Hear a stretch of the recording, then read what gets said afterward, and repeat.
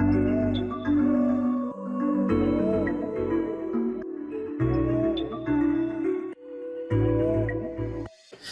guys, in this video I will be talking about JavaScript code editors. If you want to write any JavaScript program or you want to develop a web application in JavaScript, then you will need an editor. So let us see what kind of editors are available for you and what are the pros and cons. So there are broadly two categories of the editors. One is online and another is local.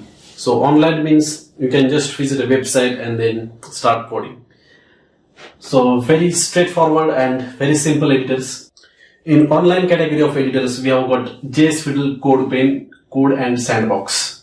Three major editors. Out of this, JS Fiddle is very basic. You can write simple JavaScript, HTML, CSS, develop simple programs there. But in CodePen and Code and Sandbox, you can write React applications and similar kind of other frameworks you can use like Angular, Who.js. So there are lots of other JavaScript frameworks. So there are templates available on that websites which you can use and then start coding. Online editors are good for small teams, but if the team is big or the project is big, then it is recommended that you should use local editors.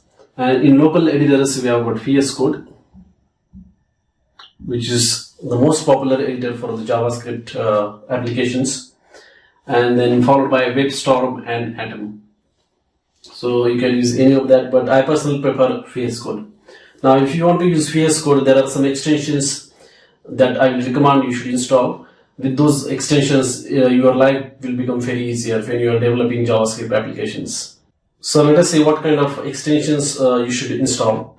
First one is Live Server. So if there is an HTML file and you want to just open that in the browser, so you can just right click on that file and then you will see one option saying that open with browser.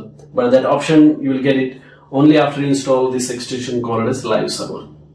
So if you want to test standalone HTML files, this is very useful. The next extension is Git Lens.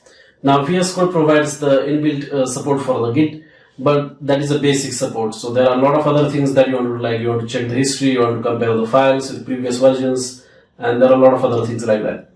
So to make your life easier in terms of the Git workflows, this Git Lens extension is very, very popular. So I will definitely recommend that you install this extension.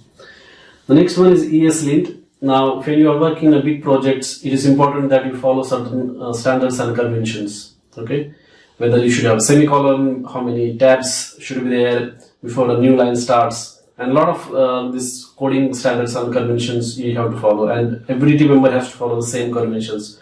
So with ESLint extension, what you can do is that you can do these settings, like you can tell VS Code that okay, we want to follow certain convention, and then what will happen is that if some developer is not following that particular convention, he will get notified, he will get warnings, and based upon that, he can modify the code.